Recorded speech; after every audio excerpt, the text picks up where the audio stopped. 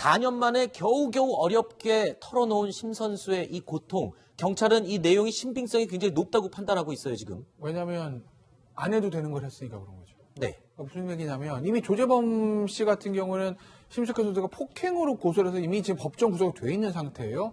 그러니까 심석희 선수가 얘기를 안 하고 그냥 지나갈 수도 있는 문제라고요. 네. 그런데 저 여자 선수가 성인도 아니고 미성년자 때 저 코치한테 성폭행 당했다는 거를 스스로 밝히는 건 여간 어려운 일이 아니거든요. 예를 들어 막 강제추행이나 뭐 위계에 의한 간음 이런 거는 어떤 행동에 이게 지금 위력인지 아닌지 추행인지 아닌지 좀 가해자와 피해자 사이에 좀 오해가 있을 수 있다 하더라도 네. 이건 지금 죄명의 강간상해입니다. 네. 속된 말 이건 뭐 행동 자체 오해하고 이럴 수 있는 행동이 아니에요. 오로 나싱인 문제거든요. 네. 근데 이런 거를 심석희 선수가 지금 조금 뭐 오해해서 저 사람의 행동 오해해서 무슨 이거 성범죄입니다. 이렇게 지금 밝힐 수 있는 사안은 아닌 거 아니겠습니까? 네. 그렇기 때문에 이런 중대한 사안인데 저렇게 스스로 밝혔다는 점에서 경찰은 심석희 선수의 얘기가 신빙성이 높다라고 볼 수밖에 없는 거죠. 자, 심석희 선수가 이렇게 추가로 성폭행 피해자임을 스스로 털어놨던 이유는 조재범 전 코치의 태도 때문이었다고 해요. 그리고 사실 아주 집요하게 합의를 요청을 해왔었고 실제로 지금 이 같은 폭행 피해자 나머지 3명은 이미 합의를 했다는 거 아닙니까? 그렇습니다. 그러니까 전 코치 입장에서 계속 가져간 데까지 압력을 가하고 그다음에 전화를 해가지고 합의해달라고 요청을 했다는 거 아니겠습니까? 네. 본인이 지금 이제 1심에서는 이미 이제 형량을 바꿔서 구속 중에 있어요. 그런데 2심에서 집행유예로 풀려나기 위해서는 3명과 합의하는 게 필요하다고 보는 거죠. 그렇죠. 심석희 선수 입장에서 이대로 가다가는 가만히 있다가는 그렇게 될 가능성이 있다고 보이는 그렇죠. 거죠. 그리고 이제 다른 두 사람 같은 경우에도 본인이 원해서가 아니에요, 사실은.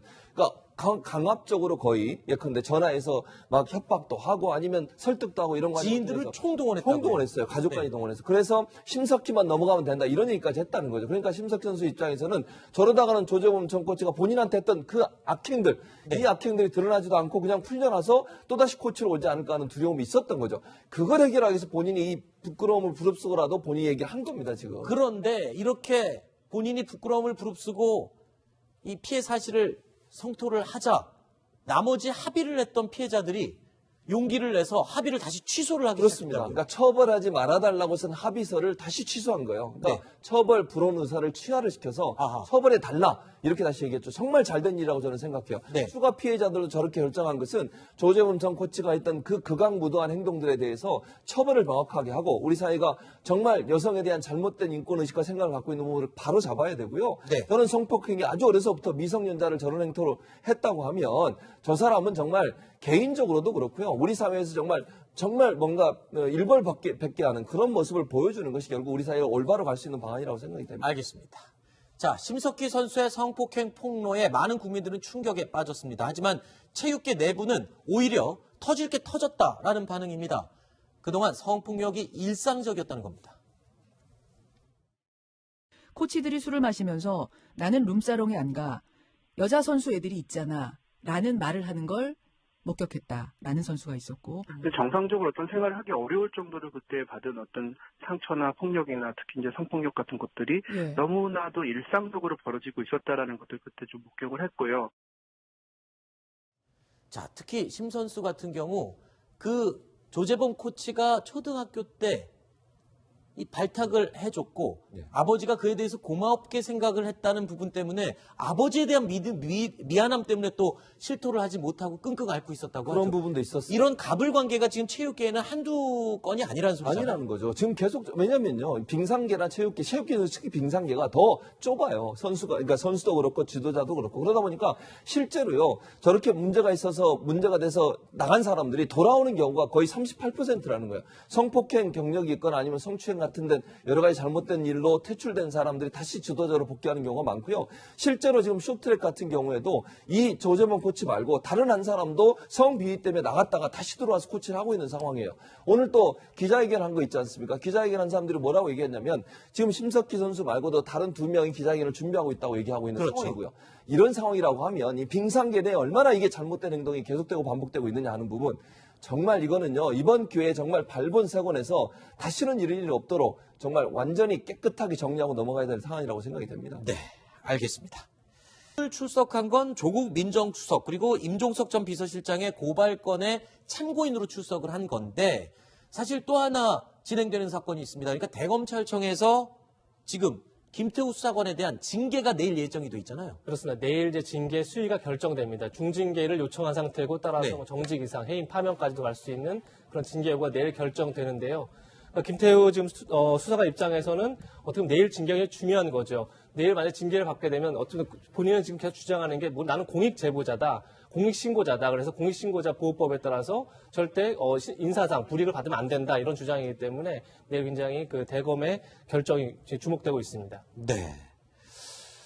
자, 어제 김태우 수사관의 변호인들은 대검찰청 앞에 모였습니다. 김태우 수사관을 향한 징계 절차를 비판하면서 김태우 수사관은 검찰에서 정년을 마치고 싶어 한다라는 말까지 남겼습니다.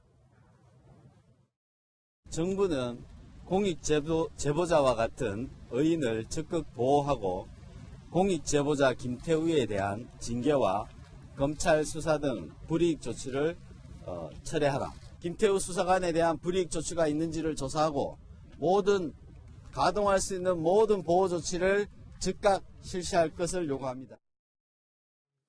김태우 변호사님, 예. 이 김태우 수사관 사실 이 사건이 터지면서 도대체 어떤 사람인지 여러 번 얘기는 돼 왔었는데 벌써 경력이 20년이나 된 사람이군요. 2000년 이제 국고공시 합격해가지고 수사관 시작했는데 다 이제 7급 시험 또부터 7급으로 승진했다는 거 아니에요? 네. 근데 뭐 지방에도 있었고 중수부도 있었는데 중요한 건 마지막이에요. 네. 이명박 박근혜 문재인 정부 청와대 특감반으로 근무했다. 네. 정권 3개를 거쳤어요. 특감반으로.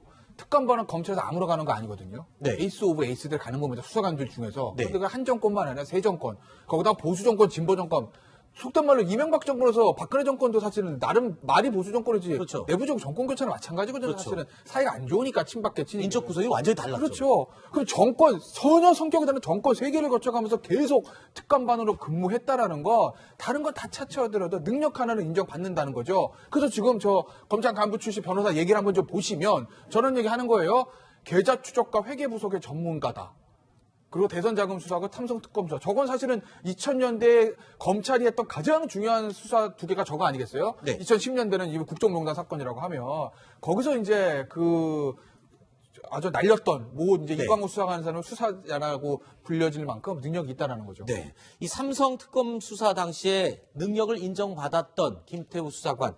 그래서일까요?